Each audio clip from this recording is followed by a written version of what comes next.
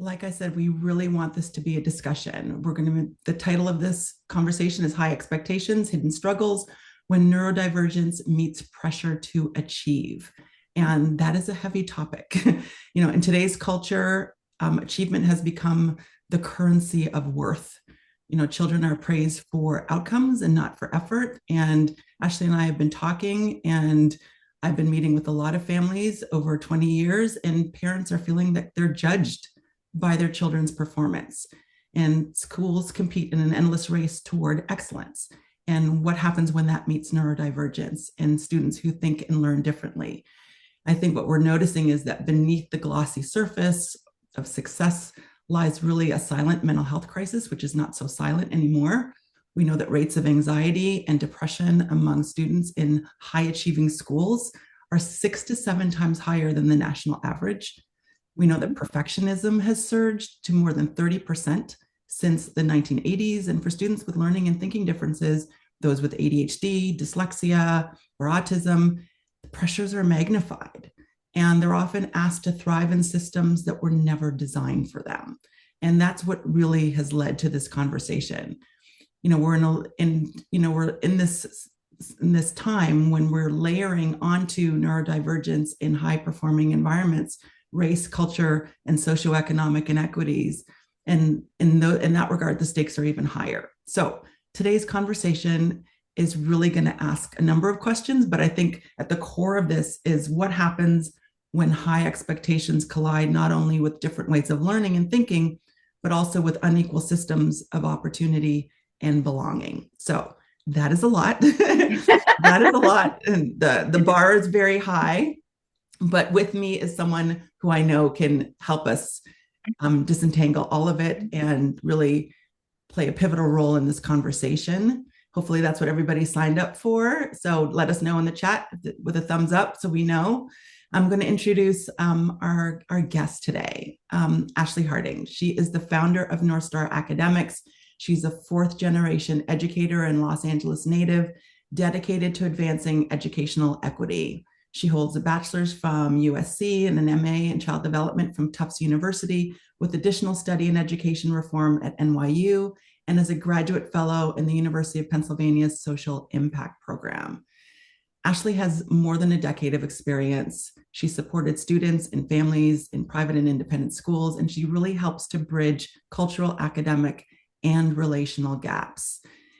She also serves as president of the board for the Black Education Advocacy Network and on CHAD's National Board of Directors, where she advances initiatives that promote academic equity, representation, and culturally responsive practices for all learners.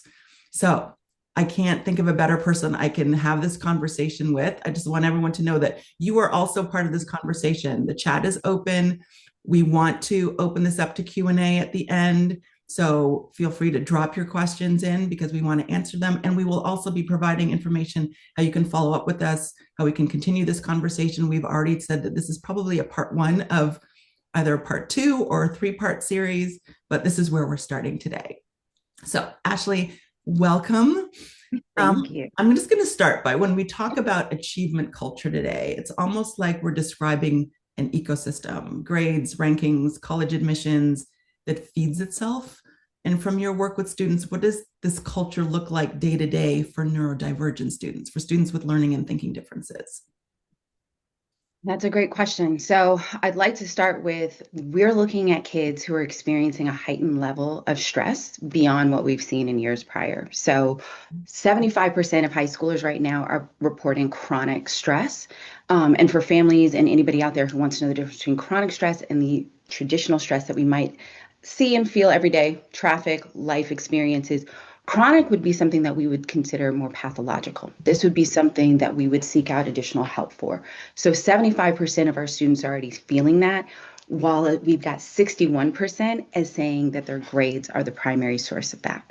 So we're looking at kids who are in environments where achievement, and as you put it earlier, outcomes translates to worth. And that's being internalized. And especially in our neurodiverse students.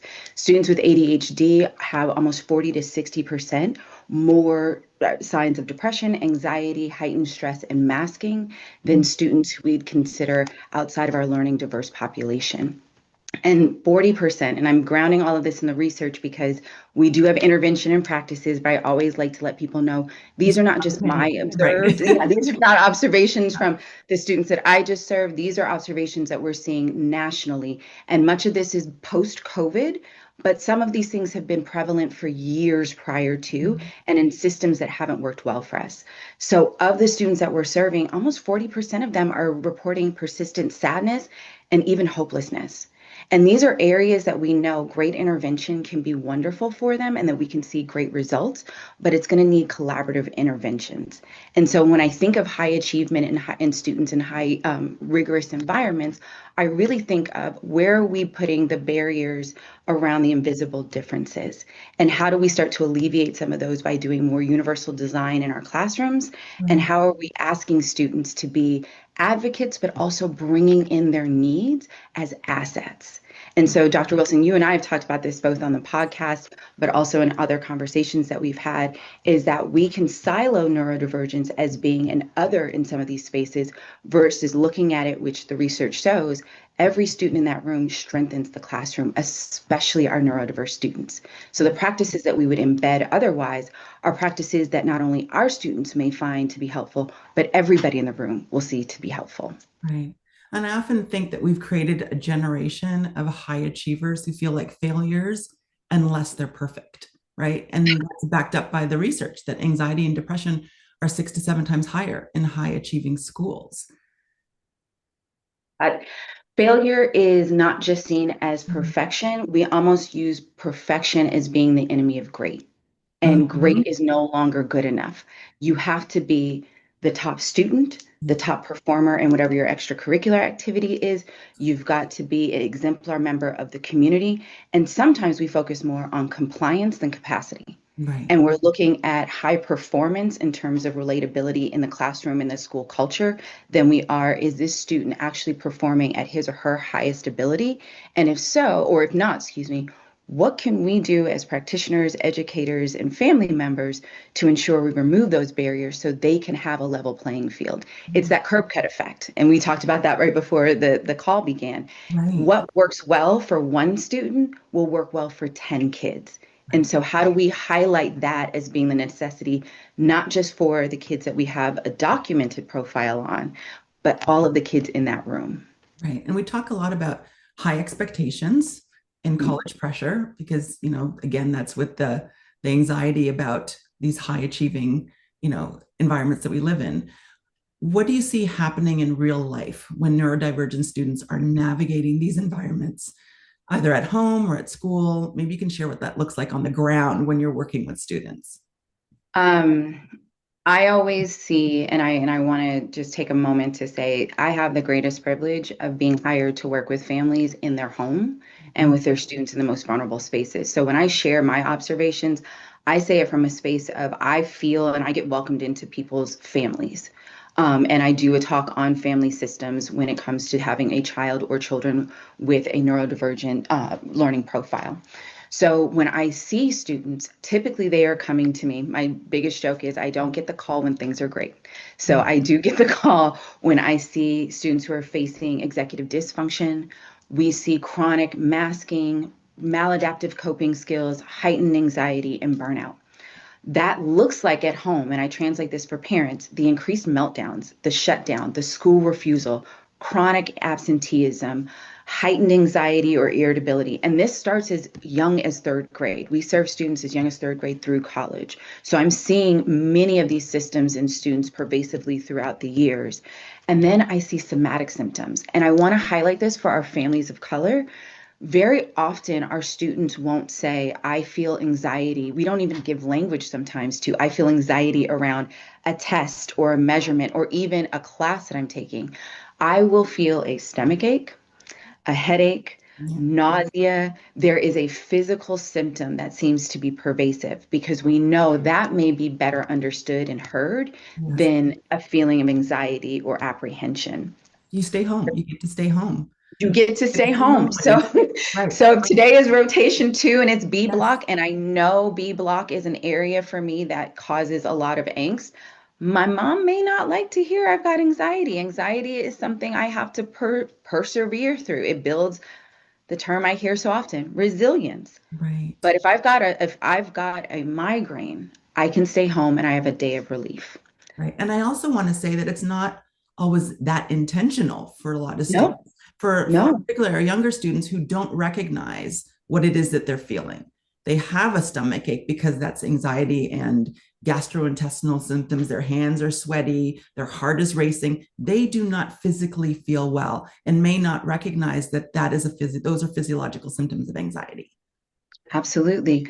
I also see the masking. Masking is something that I've spent a lot of time not only working professionally and speaking to, but really coaching and helping parents to understand that masking is one of the poorest coping strategies that we have. We Mhm. often talk about code switching, and I think professionally, many of us know, not only do we know to do it, but we can tout how well we do it in diverse settings. But what it does is it leads to lower rates of cognition and that cognitive dissonance in a child's development. It leads to higher rates of low self-esteem, anxiety, and that eventual burnout. And so when I start working with a student and I see those things, we immediately dismantle and at least acknowledge that this kid is cognitively working harder than most students on their campus just to seem as though they can perform with their Yes. peers. It has nothing to do with ability, it's the visual representation of fitting in. Right. And someone actually put in the chat, since we're on the topic of masking, Yes, can you describe what masking looks like? Because I know that can look different for different individuals, but maybe you can give some examples. absolutely. So I always say masking is the adaptability and the ability to fit into standard general education spaces. So for a student with ADHD who may need a physical break, some type of physical outlet, they may be sitting in class and you can't see me, but I will show you my hands, and they are tapping Mhm. and they are fidgeting and they are moving discreetly but constantly. It may be for a student who has been diagnosed with autism where they need to stem and they need some relief where they are going somewhere unobstructed or obstructed, excuse me, from the general population to have that physical outlet. For Mhm. a lot of our students, especially our girls with ADHD, because those diagnoses may tend to be inattentive or lack of focus, they are quiet. It is the meekness, it is the likability and the people pleasing, but it is the constant rumination in the back of their minds of, I'm not keeping up, I'm not following along, I'm not keeping pace. And what you'll see at home is the meltdown because they have spent 8 hours with a mask saying that I fit in here, I'm doing everything everyone else is. And then twice as much work at home because they are reteaching themselves the Yeah. lessons they learned earlier. Yes. And I've seen it with ADHD in individuals who are very talkative. And then they have that excessive talking, that verbal hyperactivity, that impulsivity. And then they see how individuals are responding to their talkativeness. And they're like, and then what they do is they shut down and they Yes. stop expressing themselves in that way. And I've had a student say, I just became silent. I didn't say anything. That's another way of kind of covering up what it is, who they really are, right? Absolutely. As a neuropsychologist, I often meet students who appear to have it all together until the system itself breaks them, right? And we see this a lot with executive functioning. When the executive functioning demands um, outpace their ability to compensate. Oh gosh. I have to say, I have some of the highest performing students I have ever met, especially in recent years post COVID. I am seeing students who are so incredibly brilliant, so capable. And Yes. I don't just mean in the classroom and in terms of academic need or academics support. These are kids who can do so much. And like we said before, the perfectionism and the desire to do all the things Yes. all the time at the highest level. And when, to your point, they will say, well, time ran out. I Mm-hmm. don't get home until 10 p.m. I have 4 hours of homework. I still have practice at 6 a.m. And they are not sensitive to the fact that not only do they have more pervasive need, maybe than what they're even able to articulate, but they've overcommitted themselves to the point where the executive functioning skills they have and even new skills that they will be developing are not primed for the lives that they are curating for themselves. Yes. And when it comes to executive functioning, and by that we mean organization, planning, prioritization, time management, managing deadlines, all the things, what is actually getting in the way for students with ADHD or dyslexia? I know that this is your wheelhouse. You work with a lot of students who struggle with executive functioning. What are the signals that parents might miss that a student struggling with more than just motivation? This isn't just I don't feel like doing it, right? What are the things that are getting in the way that you see? So I want to say to all of the parents and educators on the line now, the I don't feel like it is almost my favorite line. Mhm. And sometimes I hear from families, it's selective. When they want to game, they can. But when it comes to homework, there's a lack of capacity. And so I love hearing that feedback because it is, to me, at least, an observation that people are monitoring and watching and looking for signals of interest or disinterest. But Mhm. I do want to say that 60 to 90% of kids with ADHD have significant executive function deficits. It is not willful. It is truly the way in which these skills have been developed or underdeveloped. And so the biggest concern that I see, especially since COVID, has been working memory. Almost 80% of students with ADHD have a poor working memory or underdeveloped working memory, and up to 25% of neurodivergent students in general.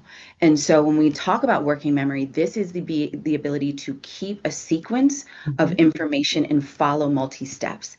Now, for our younger children, we may not always see this because when you have a third grader, you're expecting to give a lot of repetition, a lot of modeling, and a lot of follow-up.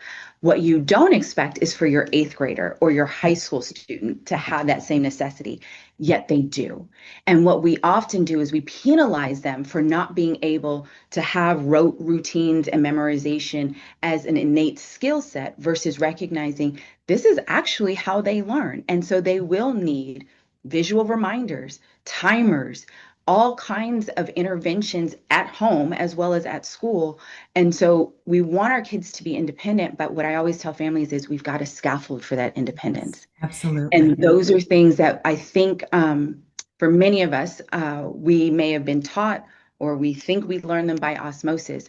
But I have to tell all of the parents on the line, along with our educators, our kids have more systems and more adaptive strategies to be a student than I ever did in fourth and fifth grade. Mhm. They've got so many different ways in which they engage with their education that require them to have strong executive functioning skills that I would say 20 years ago we could grow and develop into them. And Right. so the pressure is even that much higher for them without necessarily having a framework or a skill set built in to those routines. Right. And talking about scaffolding, because I see someone saying, yes, how do we scaffold? And I just think about the student who's given, write this essay on this topic, right?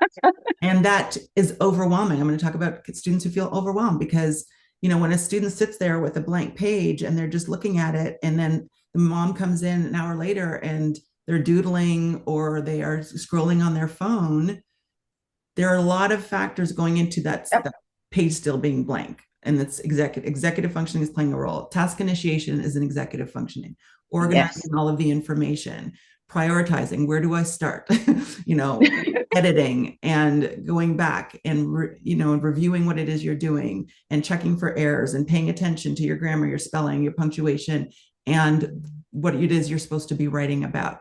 So that whole process needs to be scaffolded, right? Yep. For a lot of students. Can you talk about what that might look like?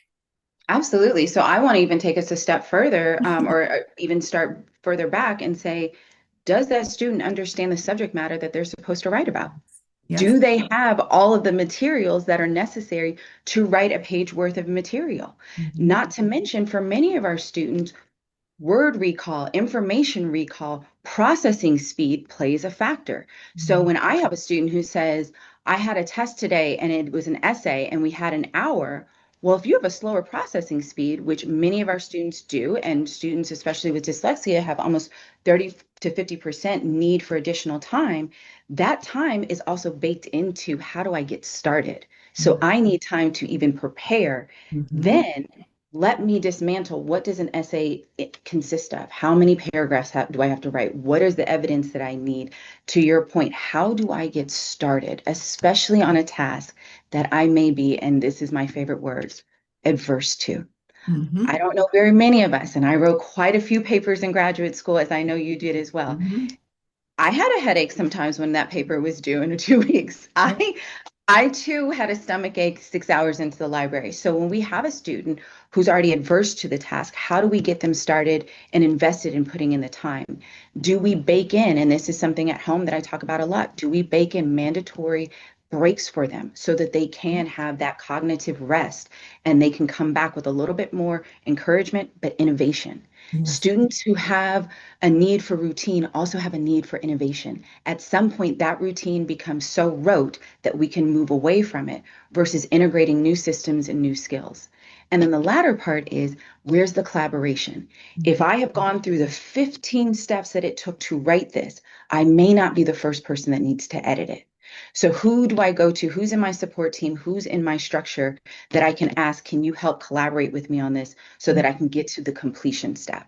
I want to bring some levity to our parents who say, but they do all of that and don't turn it in. Mm. Yep. My favorite is, Mm. we've worked on this, it was perfect, and Mhm. the teacher never got it. Yep. That step may be the best step to take with this piece of advice. Champion every step. Mhm. Don't celebrate the completed paper that's been turned in for the grade. Celebrate that first draft. Mhm. Celebrate the edits that were made. Celebrate the completed paper that may not be perfect, may have an error, or may need additional work, but Right. it's the best that we could do in our time frame. Right. That way, the student knows they can applaud themselves for every step along the way. They're not waiting a week and a half to find out, did they measure up with this single assignment? Right. And I think when families and teachers sometimes see a student, trying to manage that large task, and they see a student who's overwhelmed and doesn't appear to be trying to work through it, right? They often think maybe they're not trying. You know, what do we wish, or do you wish more people understood about those invisible barriers, all of those executive functions that we talked about, which are not visible to the Yeah. naked eye? Things like processing speed and working memory and time management. How do we help teams rethink what effort really looks like? Um, First off, thank you for that because you just shared a word that I think we don't talk about enough, which is the invisible barrier.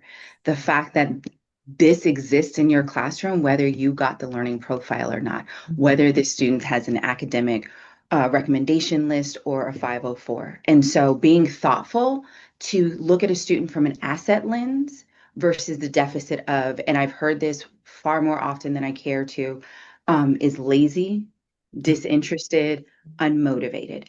Yeah. Our students are none of these things. They are actually overcompensatory. They are burnt out due to the rigor of how hard and how much pressure they put on themselves, but they're also internalizing failure. Mhm. And so I did some research not too long around ADHD. Like you said, I sit on the board for CHAD, and we found that 64% of students with ADHD have an internalized system and feeling of academic failure, regardless of performance. And Mhm. so that barrier alone will give them misgiving of disengaged, uninterested, unmotivated, because they feel as though I'm not going to meet expectation regardless of how hard I'm working. And by the way, I'm working harder than many of my Right. peers. Right. Right. And, and I think about students who are struggling with a lot of the things that we've talked about. Um, I think about the families that they're in, and I've worked with families who are doing everything right, right? And a lot of these parents are probably on the call today. They're doing everything right. They're talking to teachers, they're getting the evaluations, they're seeking support, yet caregivers still feel like they're failing. And sometimes the pressure moves from the child to the parent. And I think, that speaks to kind of the um, um, Surgeon General's warning that came out at the end of 2024 about parental stress, right? Yep. We talk about all of these things, and parents want to help their kids better manage a lot of the things that they're experiencing, but parental stress is at an all-time high. They said Yes. 40% of parents are experiencing so significant stress that it impacts their ability to function, Mm. right? Impacts their ability to function. So you're seeing the stress in your children, but that stress also is Lives in are you. feeling the stress as well. And I think we have to give them some grace and give ourselves some grace in recognizing that, because that directly impacts the ability and how you parent and how you respond to the overwhelm that your children are experiencing.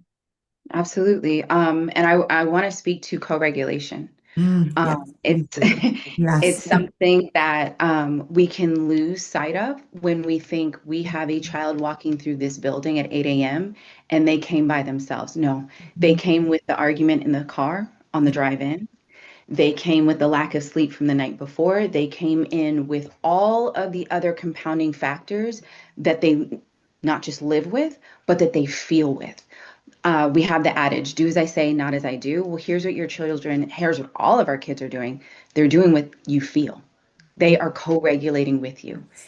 And so that is not my way of holding anybody to task because we know the stressors that parents feel.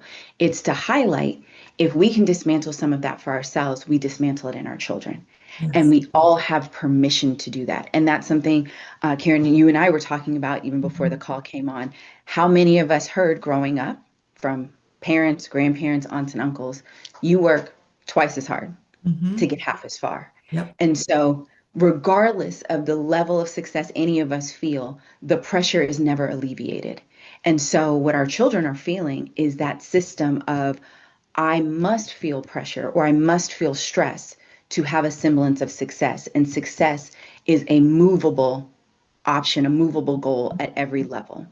So, I really ask parents to do two things. One, celebrate their wins. Mhm. Let your kids celebrate you. Let them see you celebrate yourself. Right. I had one, I went to one home and mom had launched a new business and the kids and dad had the whole house decorated. Mm. And mom came in and she's like, oh, it's not a big deal about, and I'm looking at her like, do you see your kids' faces? They are watching you and celebrating you. And in turn, they know it's okay to celebrate their own victories, even if it's just day one. Right. And two, be inquisitive. Don't step over the anxiety. Don't step over the stressor. Mhm. Ask yourself, do the mindfulness work. Ask yourself, what's the root of it? What does my body need right now? What can I do in this moment to help myself? Mhm. And model that out loud for your kids Yes. so they know it's okay to ask in class, even if I'm feeling a moment of anxiety. I can close my eyes and ask myself right now, what do I need Mm. before I move on to the next thing? Right. These are ways that we can shift things. Right. And you're modeling self-care and self-advocacy for them. Yes. Right. Because that's what Yes. we want when we go into the school setting to say, you know what, I need a break right now. Right. That's what we want them to do.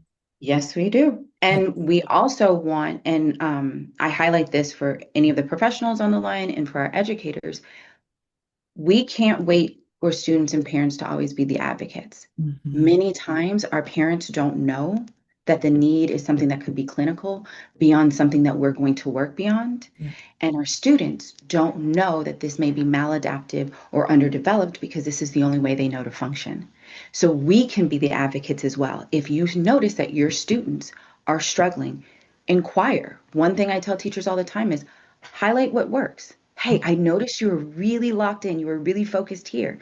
But when we transition to this, I saw something shift. Can you tell me more?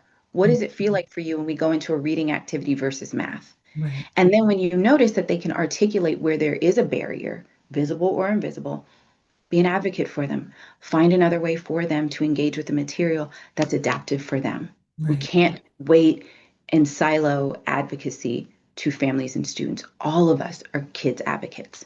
Absolutely.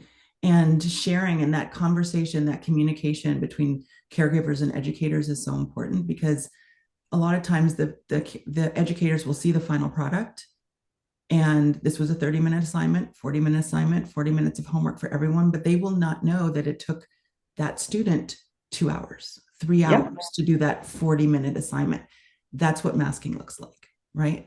And so Yep. parent communicating that information to educators is so critical and so important because it Yes, it is. speaks to the overwhelm, it speaks to the amount of effort that is going into a task, and it may highlight a learning difference that hasn't been detected before. Absolutely. I've shared with you, Karen, and I know we'll share it out in the group. I have an introduction letter that we've written for our students and families. It's written for some of our younger students, but can be adapted to older students. And it's written from the perspective of the kids, and they get to share who they are with their teachers beforehand. This Mhm. is how I learn. This is what I need when I may feel distracted. This is a way that I feel valued. This is a way in which I feel engaged. These are some of the reminders that are helpful for me. Giving students an opportunity to share their needs with their teacher is a form of advocacy, even if it's on day one. Mhm. And it empowers teachers to be able to be efficient in the classroom setting. I do have to share a meeting I had not too long ago. We had a student who'd been at a school for years, and she was transitioning to the middle school, and the learning profile was following her, except to the classroom. The teachers had no idea who was sitting in that seat. They had her recommendations and her accommodations. So they knew extra time, test prep, calculator, and body breaks. Well, that doesn't speak to that child's learning. Right, right.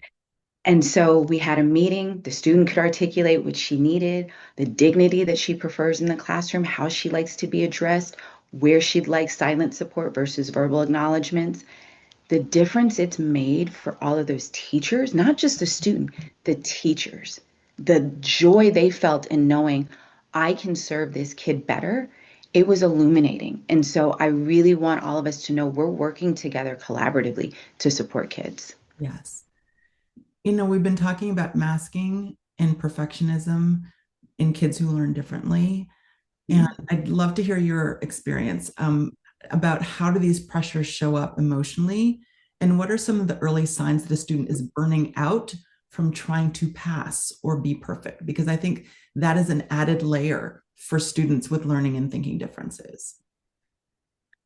Thank you. So for masking and anxiety, it tends to show up with, and this is both my observed, my observations as well as the data, what you see at home. Mm-hmm. Your child is spending 8 hours, if not longer, masking, putting on an affront, creating a cognitive, as I mentioned, a cognitive dissonance, suffering from a self-esteem concern of if I were my true self, I would not be accepted here.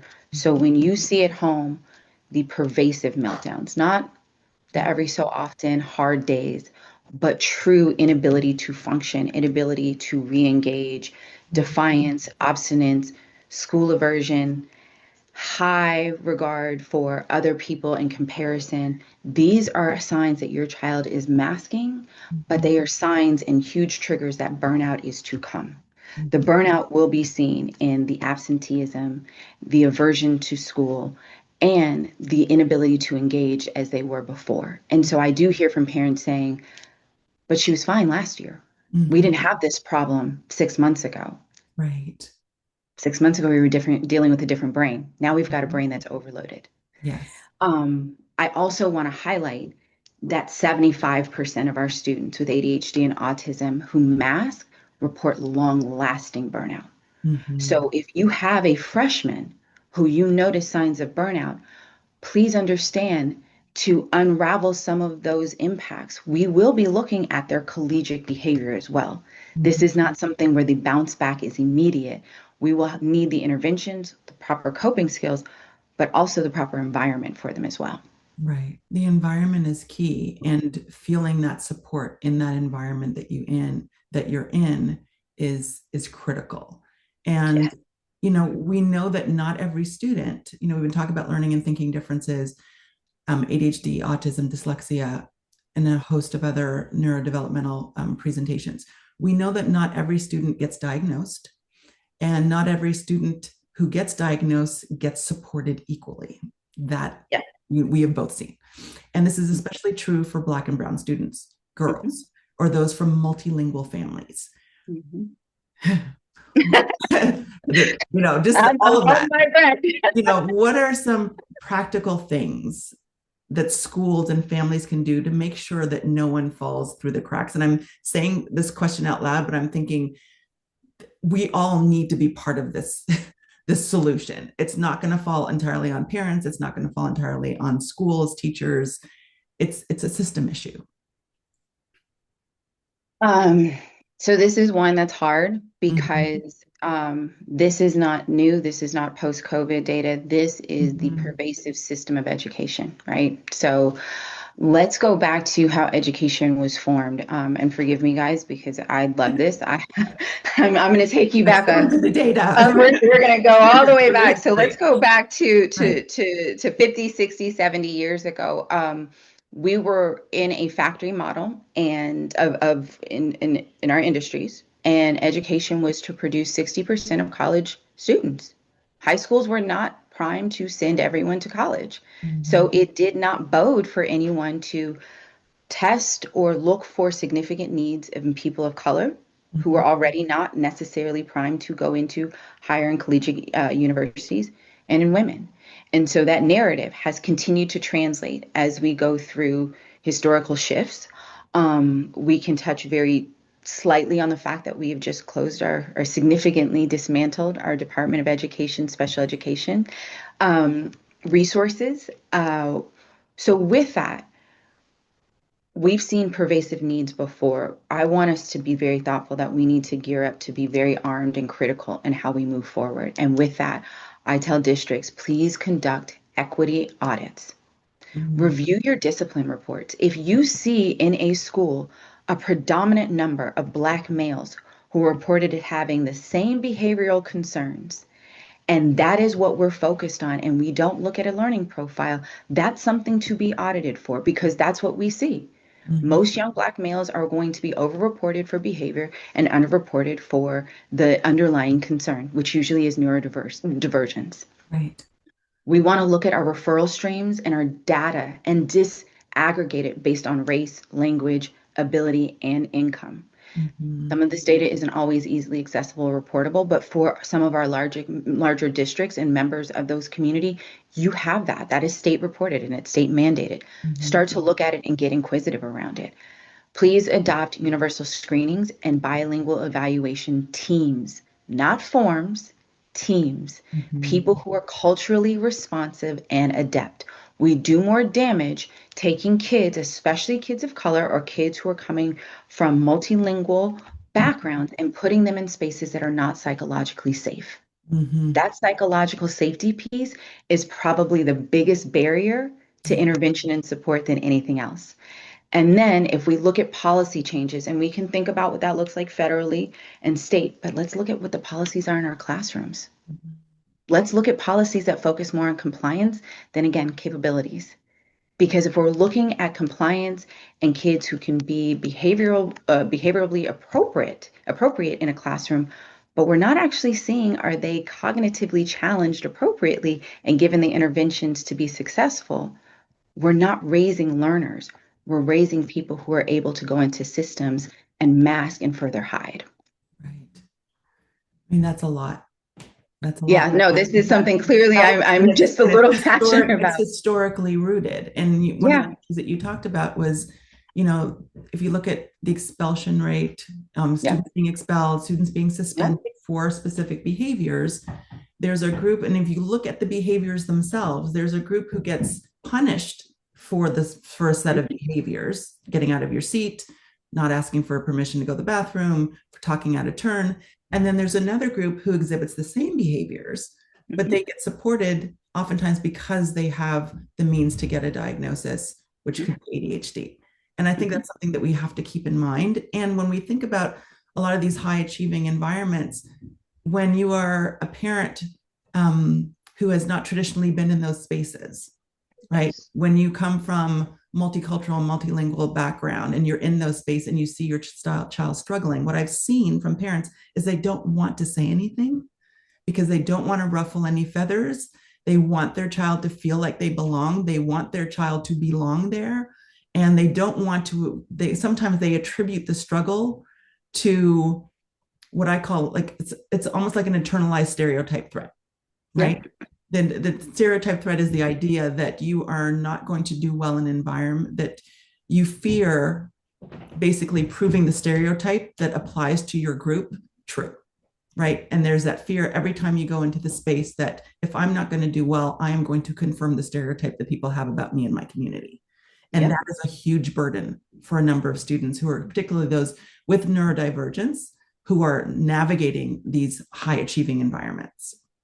Absolutely. And I think that concern for parents is also one that we see in the lack of reporting around learning profiles. So there's already a barrier to getting a diagnosis in terms of just access to professionals, especially access to a culturally responsive professional. So I'm so grateful that you and so many others exist in this work. But then the barrier, and I've seen this with a lot of families that I work with, is we know, but we won't share. We Mhm. don't want to be labeled. We don't want to be tracked. We don't want to be othered. And some of that is psychological. None of us want to separate from the herd. But the other piece of it is that we know that there is also a very real threat called bias. Yes. And that bias means, and we can call bias a lot of things, but let's just call it bias for now.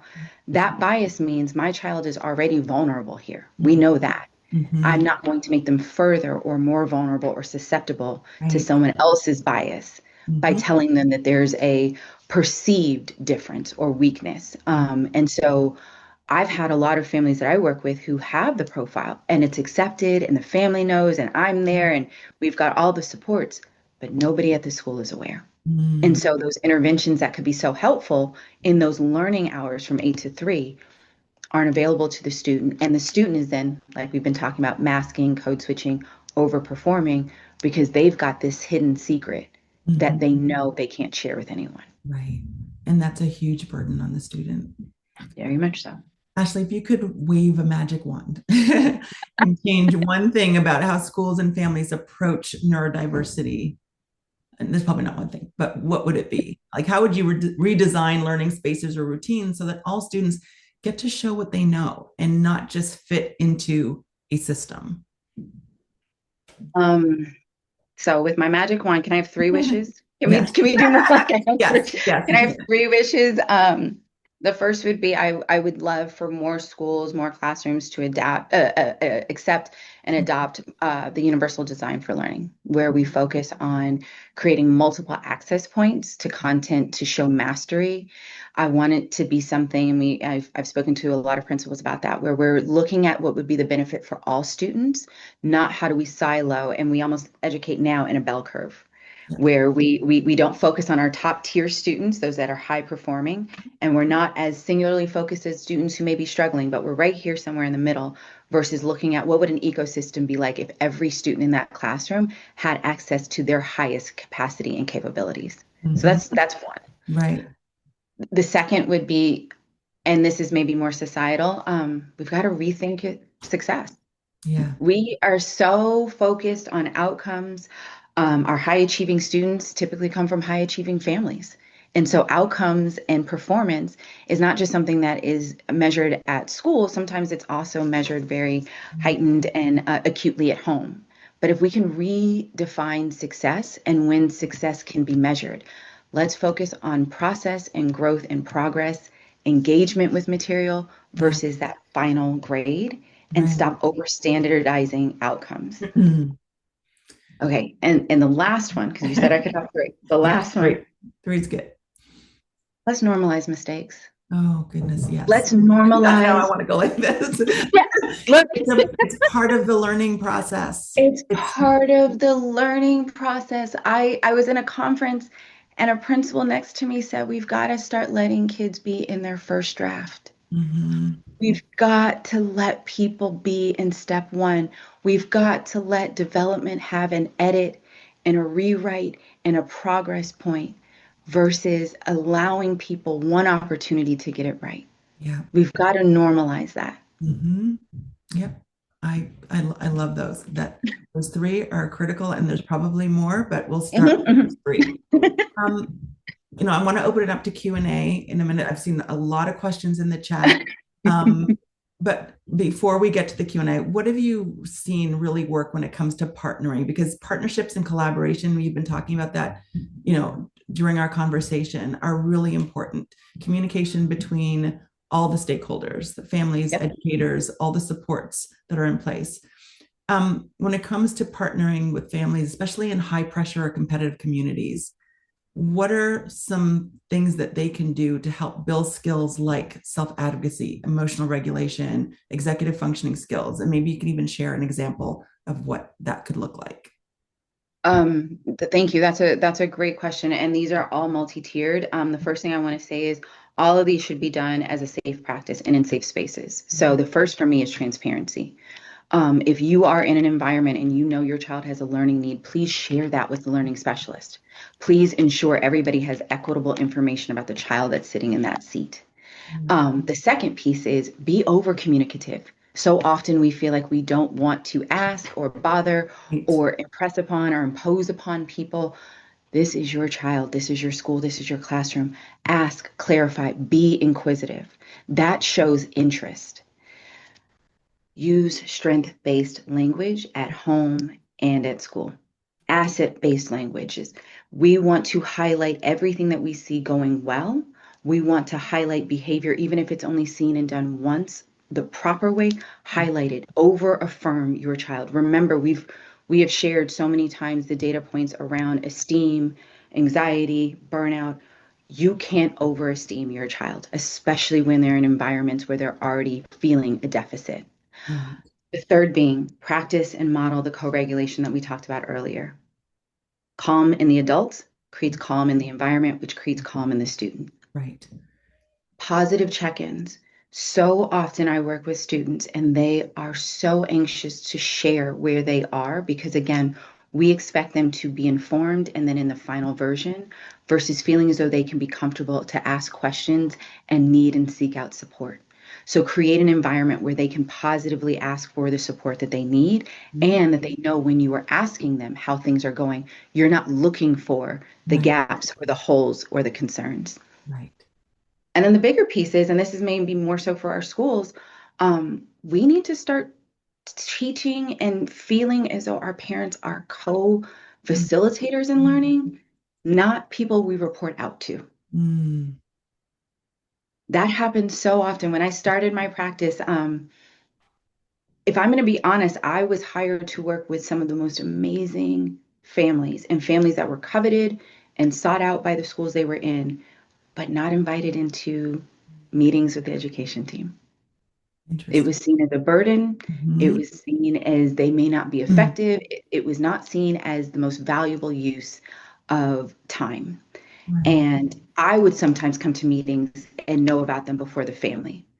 And so I had to help our families, but also help schools understand if we leave out that critical component of parent engagement, Mm. we miss the whole model. Right. Yes. And one thing that I will also add, before we go to Q&A, I keep saying before we go to Q&A, but there's so much in here. Like I said, I think someone already said there needs to be another a part to this conversation, but really fostering a sense of mattering and belonging.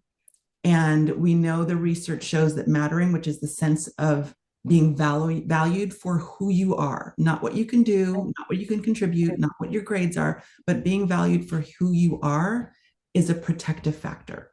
I often remind educators and families that mattering isn't a soft concept, it's neuroprotective, right?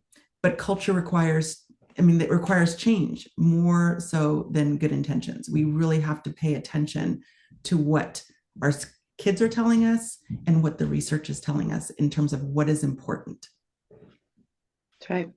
I think the mattering and belonging, and it's something that has fueled our work here. We're rooted in Dr. Bettina Love's definition of belonging, and that's making sure that you, your culture, your family, and your community are reflected back in the spaces you exist in. That piece of belonging is critical for learning. That's the psychological safety that we've been talking about. So if I am a student and I have a learning need, but I know my family is not welcome, or my culture, my language, my community is not valued and respected here, I'm less likely to be an active participant in my learning. Yes. I will be complacent and compliant over somebody who engages and critically analyzes not just the space I'm in, but the material I'm learning. And so when we talk about how do we create the model of an ecosystem for a learner, Yeah. it is never siloed. If we look at Bronfenbrenner's model of that ecosystem of learning, it goes all the way out to every touch point a child has.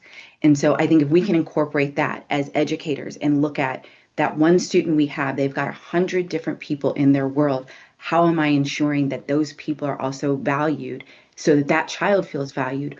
We've created an environment where all learners see themselves. Yes. Completely agree. And that's what, this is the whole purpose of this conversation, is to talk about everything that you just kind of tied together. And I think that when we move from performance to belonging, we don't dilute excellence. What we do is we redefine it, right? And that's what we want to do. So I want to open it up to some questions, and there's a lot of them in the chat already. If we can't get to all of them, we're definitely going to put in our contact information so you can reach out to us. And we do have some PDFs that we're going to that Ashley put together for everyone, and I'm going to send it in the follow-up email for everyone who registered for this conversation. Yes, it'll be recorded. How would someone go about seeking out services for their child? We can answer that. You can follow up with us, and we will definitely let you know how to get in touch with us. Okay. One question. My 16-year-old daughter was diagnosed only a year ago with autism, ADHD, and dyslexia, having successfully masked to that point. 16 years old. She's doing much better now with self-understanding and is thriving again with family and school support and accommodation. Still, she's quite selective about what she shares with her peers about her profile. Could you talk about masking versus sense of privacy and what a student chooses to disclose in different contexts? That's an excellent question. Do you want to start, Dr. Wilson? I think it begins with a conversation, because not everybody has to self-disclose to everyone. And again, I think it speaks back to safety.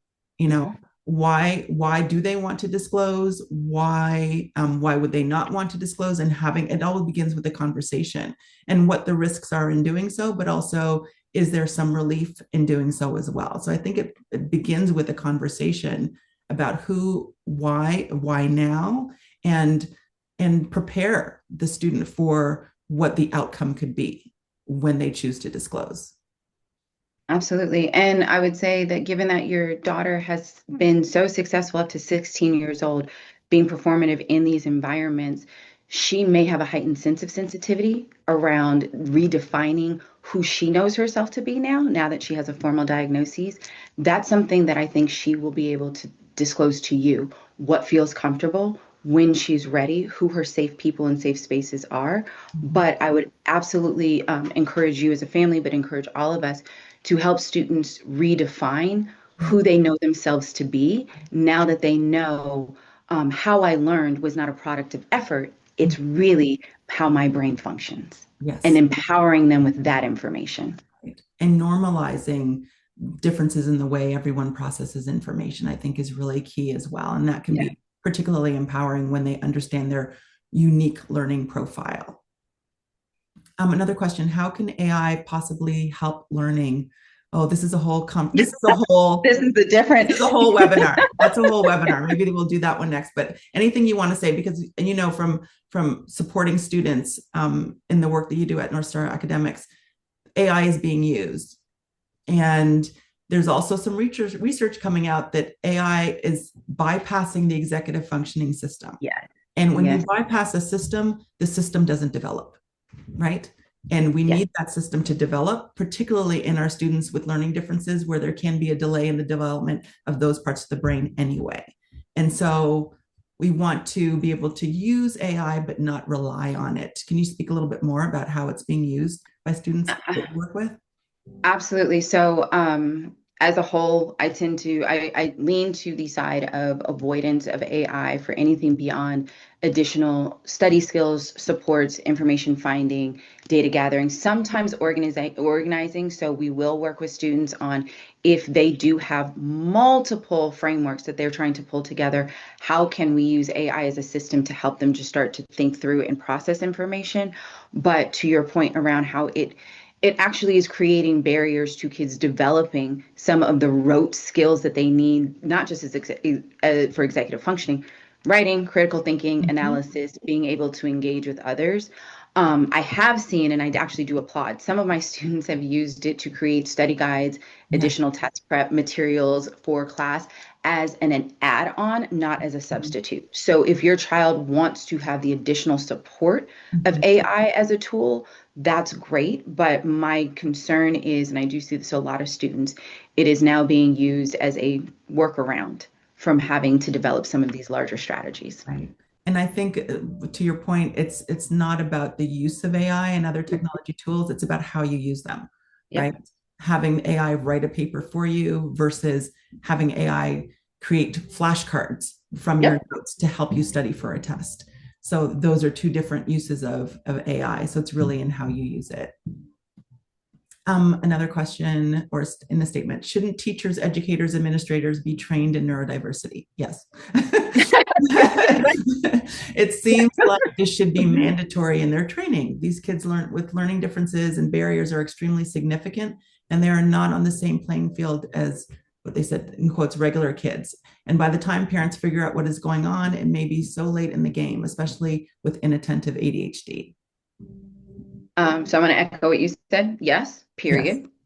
Everyone ideally would be trained in education in neurodiversity. I would like to tout and highlight in the recent years, I have had more school leaders mention that they are selecting more PD around neurodiversity, Mhm. really digging into the learning profiles of their students, having more learning specialists deliver materials and ample supports to teachers in the classroom when they know that they're neurodiverse students. So I do want to highlight that I think we're moving in that direction. But for parents to just know, most educators may take a class in graduate school on neurodiverse learning, but there isn't enough emphasis on the variety of learning styles, let alone the needs and the impact to learning that students experience. Yes. All right. We've got all the questions in the Q&A.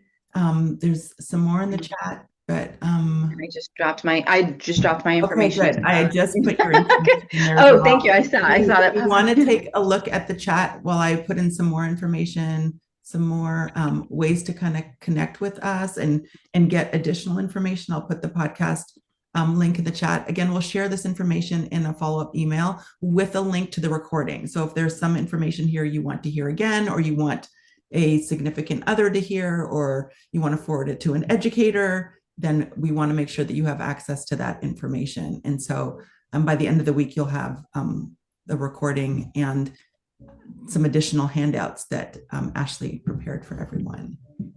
All Yes. right. And before we go, Dr. Wilson, I also just want to say thank you to everybody who's here. I do want to just express it's so valuable and important that those of you who are on here, please share this information with your broader family. As we all know, I work with families and students, and some of the things I hear are, we understand this in our household, but our parents, our grandparents don't understand it, or aunts and uncles. And so having informed people across your family systems just means that your child and your student is being served more. So please feel free to share this with your broader community as well. Yes, yes. Ashley, thank you so much for having this conversation with me. I hope people who stayed till the end found it valuable and important. And we want to continue this discussion. If you have an interest in a part two, or you want to be able to share this information with other people, let us know. We'd love to hear from you, get some feedback, and then we can decide what we want to do next. And one of the things I want you to also know, if you have, or you're part of a school system, or your kids attend a school, or you are an administrator, Ashley and I both do workshops and talks for educators as well as parents. And so we'd be happy to share this information and a number of other topics related to learning and thinking differences, how to support them, and intersectionality, and all of the things that impact the way kids learn and manage and engage in their learning environments and in their homes. So thank you all for being here. We appreciate you taking the time to be with us and look forward to you joining us again soon. Thanks so much, Ashley. Thank you, Dr. Wilson.